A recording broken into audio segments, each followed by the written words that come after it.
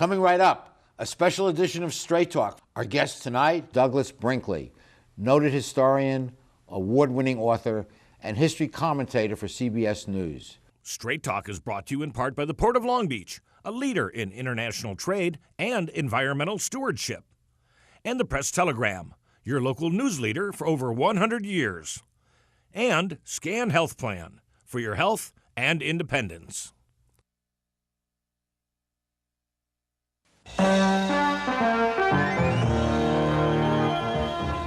Join us for tonight's edition of Straight Talk.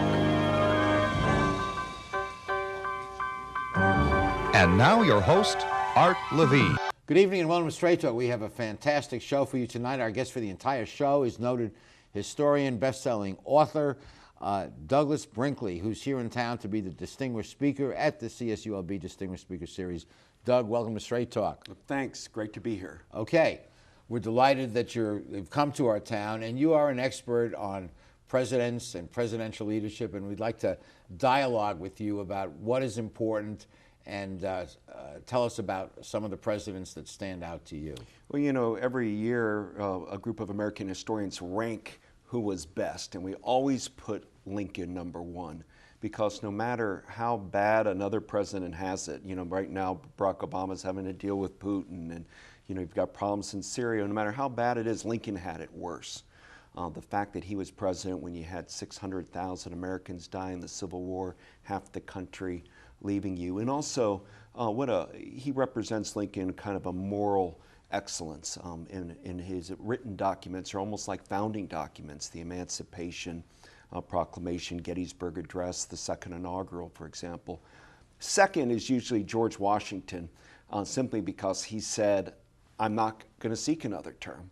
By stepping down, Washington allowed democracy really to take root in the country. And third, who I'm writing about right now, is Franklin Roosevelt, who won 4 times, 32 in 1932, 36, 40, and 44, and guided us through the Great Depression and World War II. And how does President Obama fit into that pattern? Hard to, you know, we usually don't judge them, Art, until 25 years after presidency, because that's when the Freedom of Information Act starts allowing documents to come in, and you can start kind of seeing what really happens. Just take Obamacare, for example. If a Republican wins in 2016, they'll gut it, and it'll be seen as a failure. If a Democrat wins, say Hillary Clinton, she might keep trying to improve it, and it might stand out like Social Security as a great American service, but it's premature on him. He has a couple things, big moments. I mean, 2 women appointed to the Supreme Court, killing of Osama bin Laden, and like Dwight Eisenhower getting us out of Vietnam, he was trying to, or has gotten us out of Afghanistan and Iraq. But it's going to be hard to tell. Usually if you win re-election like Obama did, you fare a little better, even though the second term is more difficult, but at least you're not being rejected by the voters. Second terms are traditionally difficult for many presidents.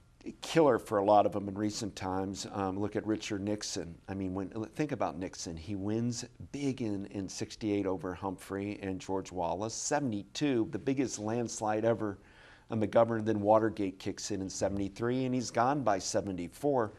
Reagan survived his big crisis with Iran-Contra on a famous address of grabbing the microphone and talking to the American people and explaining the situation, got a bounce in the polls. But second terms are difficult because look, people figure your clock's running out, and they're not going to stake the future on you. You're from Texas, and we had, of course, President Bush Sr. and George W. from Texas. How do they fit in?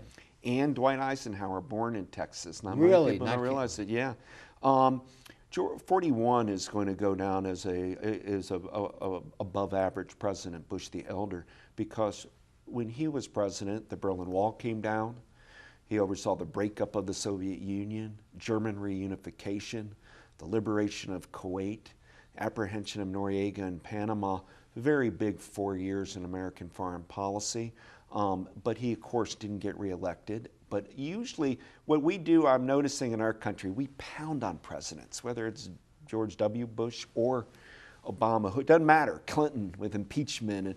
And then when they get older, or particularly when they die, we do these coronations of them again for like a week of that's true. how fantastic they were. Human beings generally, yes, too. it is. But Bush 41 was a true national hero, volunteered in the war as a youngest pilot, I think, head of the CIA, UN ambassador. I mean, he was the real thing. Real thing. And a real class act.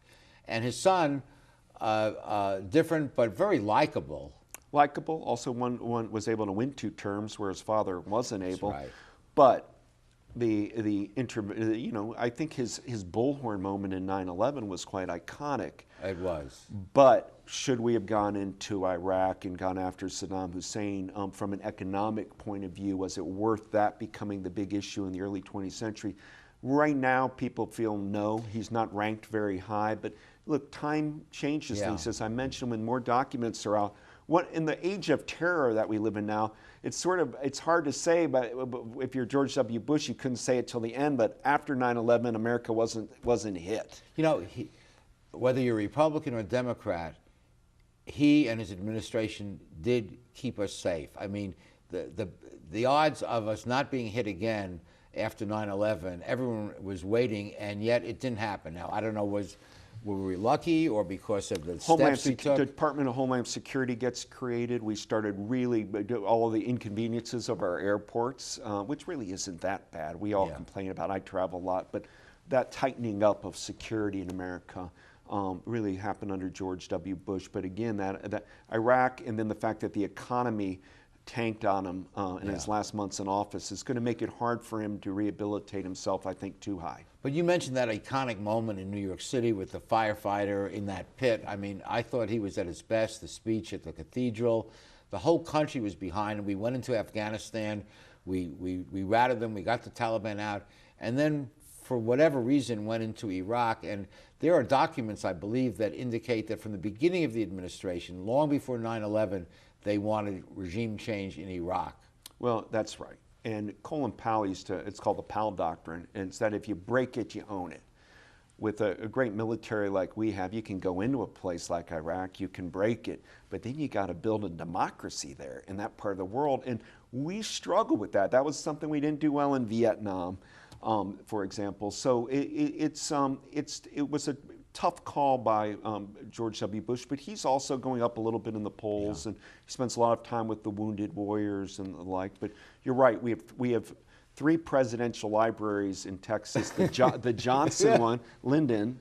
I've been there. And then at Southern Methodist, the George W. Bush Library, and George Herbert Walker Bush is in College Station.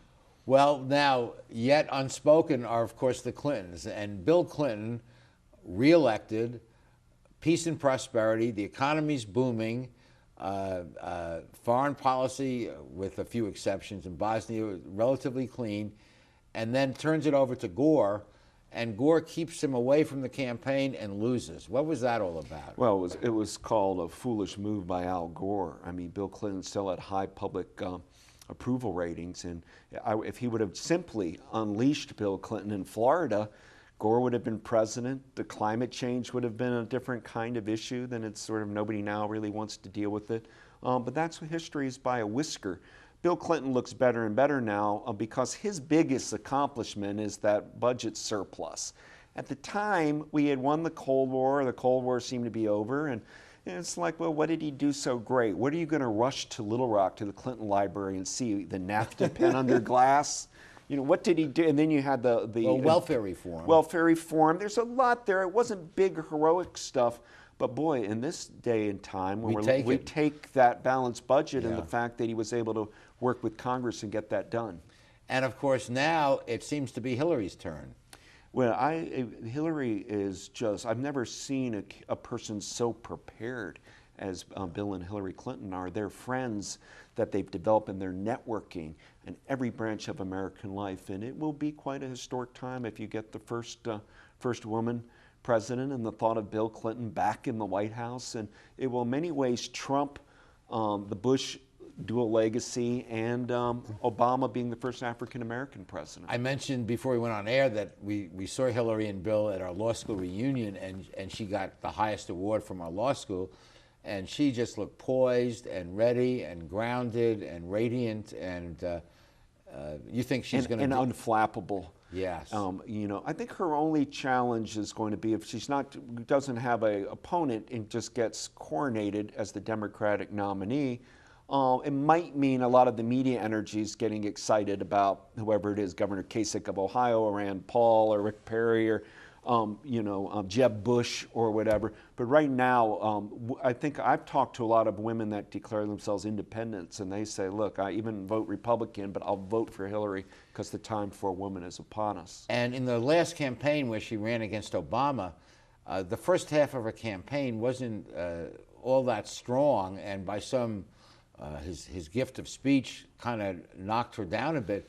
But I think a lot of people respected how she stayed with it in the second half of the campaign. It was too late, and but she grew in that second half of the campaign. Well, and you're touching on what might be a weakness. She's going to have to be a little looser and a little more candid. You know, I don't know if you recall back in '08, but they were giving her training on how to smile and how to relax a little. Oh my God. Now, I don't blame her. It's tough on those debate forums, and you're like, because if you say one thing wrong, you're going to get hammered. But she's going to have to be a little more fluid when the debates come around than she was in '08. Did Obama become victorious in that because of his incredible verbal skills and intelligence? How did that happen? Part of it, but also there was Bush fatigue, and once in a while we just get sick of all the commonplace names. And here was such a fresh face coming out of Illinois. People recognized this will be very historic, that we'd be able to elect somebody like Barack Obama. His inauguration is one of the great moments in American history. Yes. I have 3 kids, and we have a placemat of all these white presidents, you know, we call James Madison, Monroe, and all, and then it's Barack Obama. Wow! And it was he shattered a glass ceiling. Did he use maybe a little bit of guilt in white America as a safe black candidate that you could vote for? And well, you know, certainly that there was a feeling that civil rights had been a big part of our time. Yeah. We had Martin Luther King Day. Some of the original guilt in America is about slavery, and Sure. and here it made people feel good that we can do this, and the whole world felt that. I mean, he ended up getting a Nobel Peace Prize simply, really, for getting elected. You know? Yeah. Okay, we'll be continuing this great discussion after we pause for these messages.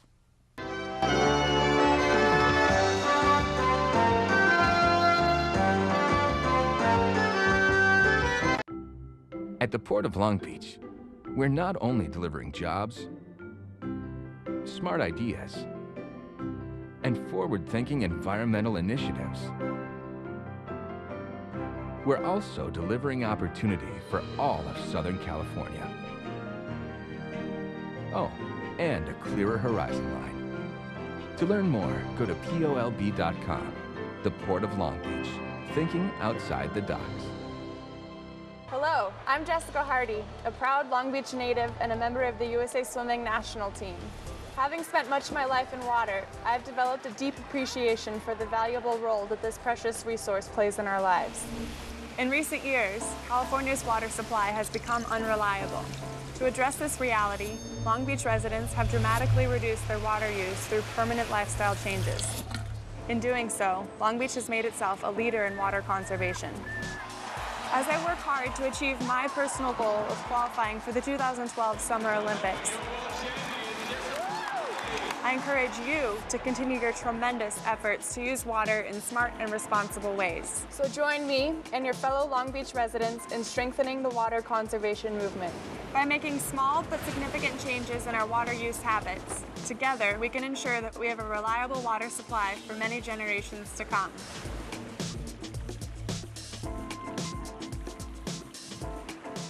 In 1975, Brian Redmond wins the first race on the streets of Long Beach, and great names like Andretti, Unser, and Tracy continued the Long Beach tradition. Now, April 11th through the 13th, the Toyota Grand Prix of Long Beach celebrates 40 years as America's #1 street race with another exciting weekend of the IndyCar Series.